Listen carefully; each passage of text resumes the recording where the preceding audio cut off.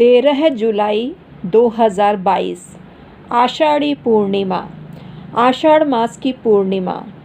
इस दिन कुछ ऐसे उपाय किए जाते हैं जो आपकी किस्मत को चमका सकते हैं। आपका भाग्योदय हो सकता है इन उपायों को करने से। इससे आपको बहुत लाभ होगा। आज ऐसी ही जानकारी देने जा रही हूँ कि इस दिन ऐसा क्या करें जिससे आपको फ़ायदा हो। इस दिन बुधवार है, पूर्वाषाढ़ नक्षत्र है, ऐंद्र नामक योग है, विष्टि नामक करण है और चंद्रमा धनु राशि में है। सूर्योदय काल पे बाद में मकर राशि में आ जाएगा। ये दिन गुरु पूर्णिमा के नाम से भी जाना जाता है। व्यास पूजा भी इस दिन की जाती है, तो ये इस दिन का बहुत महत्व है। और कोकिला व्रत भी प्रारंभ हो जाएगा और सन्यासियों का चातुर्मास भी प्रारंभ हो जाएगा और शिव शयन उत्सव उड़ीसा में मनाया जाएगा। तो ये बहुत महत्व के काम हैं जो आषाढ़ी पूर्णिमा पर होते हैं। आषाढ़ मास की पूर्णिमा को गुरु पूर्णिमा भी बोलते हैं और इस दिन व्यास ऋषि की पूजा की जाती है। भारतीय संस्कृति में गुरु का विशेष महत्व है। गुरु ही ज्ञान और मोक्ष दोनों का मार्ग दिखाता है, तो गुरु की महिमा को बहुत महत्व दिया गया है। इस दिन अपने गुरु की पूजा करें। पूजन सामग्री इस प्रकार होती है: फूल, मिठाई, धूप, दीप, फल, गुरु के लिए वस्त्र और गुरु को दक्षिणा भी देनी चाहिए। प्रातःकाल स्नान आदि से निवृत्त होकर गुरु के पास जाना चाहिए और उन्हें अपने से उच्च आसन पर विराजित करना चाहिए और पुष्प माला उनको पहनानी चाहिए। इसके बाद फल, पुष्प और वस्त्र और दक्षिणा भी आपको देनी चाहिए और गुरु का आशीर्वाद आपको लेना चाहिए।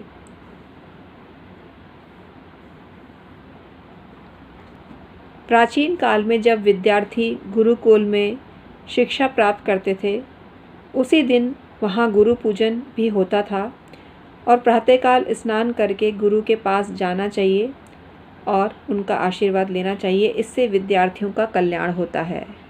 इस दिन व्यास पूजा भी की जाती है। चारों वेदों के व्याख्याता व्यास ऋषि थे। हमें वेदों का ज्ञान देने वाले व्यास जी ही हैं, इसलिए वे हमारे आदि गुरु हुए। तो उनकी स्मृति को ताज़ा रखने के लिए हमें अपने अपने गुरुओं को व्यास जी का अंग मानकर उनकी पूजा करनी चाहिए। आषाढ़ मास की पूर्णिमा पर कोकिला व्रत भी रखा जाता है। ये व्रत दक्षिण भारत में बहुत प्रचलित है और ये व्रत करने वाली स्त्रियां सूर्योदय से पहले उठकर स्नान करने के बाद सुगंधित इत्र का प्रयोग करती हैं। ये नियम लगातार 8 दिन तक चलता है। प्रातःकाल भगवान भास्कर की पूजा का भी विधान है। कोकिला व्रत की कथा भी है। एक बार प्रजापति दक्ष ने बहुत बड़ा यज्ञ किया। इस यज्ञ में सब देवताओं को आमंत्रित किया, परंतु अपने दामाद भगवान शंकर को उन्होंने आमंत्रित नहीं किया। जब सती को इस बात का पता चला तो उन्होंने अपने पति भगवान शंकर से मायके जाने का इरादा प्रकट किया। शंकर जी ने बिना निमंत्रण वहां जाने के लिए मना किया, परंतु जिद करके सती मायके चली गई। मायके में पहुंचकर सती का घोर अपमान व अनादर किया गया। इस कारण सती प्रजापति के यज्ञ कुंड में कूदकर भस्म हो गई। भगवान शंकर ने सती के भस्म होने का समाचार पाया तो वे क्रोध से भर गए। उन्होंने वीरभद्र को प्रजापति दक्ष के यज्ञ को खंडित करने का काम सौंपा। इस विप्लव को शांत करने के लिए भगवान विष्णु भगवान शंकर के पास आए और उनके क्रोध को शांत करने का प्रयास किया। भगवान आशुतोष का क्रोध शांत हुआ, परंतु आज्ञा का उल्लंघन करने वाली पत्नी सती को 10,000 वर्ष तक कोकिला पक्षी बनकर विचरण करने का श्राप दे डाला। सती कोकिला रूप में नंदन वन में 10,000 वर्ष तक रहीं। इसके बाद पार्वती का जन्म पाकर आषाढ़ मास में नियमित 1 मास तक यह व्रत किया, जिसके परिणाम स्वरूप भगवान शिव उनको पुनः पति के रूप में प्राप्त हुए। तो ये व्रत बहुत फ़ायदेमंद होता है और सभी सुहागिन स्त्रियों को ये व्रत करना चाहिए और जो नियम कायदे इसमें दिए हुए हैं उनको लगातार फॉलो करना चाहिए, इससे उनको फ़ायदा होता है। आषाढ़ मास की पूर्णिमा का बहुत महत्व है। इस दिन चंद्रमा की भी पूजा होती है, भगवान शंकर की भी पूजा होती है और पूर्णिमा होने से भगवान विष्णु की भी पूजा होती है, सत्यनारायण स्वरूप की उपासना होती है। तो आपको इस दिन बेसन की बर्फ़ी अवश्य ही विष्णु भगवान को अर्पित करनी चाहिए। पीले पुष्पों की माला उनको अर्पित करनी चाहिए, गेंदे के जो पुष्प होते हैं उनको अर्पित करने चाहिए और उनका आशीर्वाद लेना चाहिए। संपूर्ण दिन ओम नमो भगवते वासुदेवाय का जाप करना चाहिए, इससे आपको फ़ायदा होता है। सोमवार का मंत्र भी करें, मतलब जो चंद्रदेव का मंत्र होता है उसको आपको जपना चाहिए। और इस दिन बुधवार है, तो बुधवार को भगवान विष्णु की वैसे भी आराधना होती है, क्योंकि भगवान विष्णु का दिन है।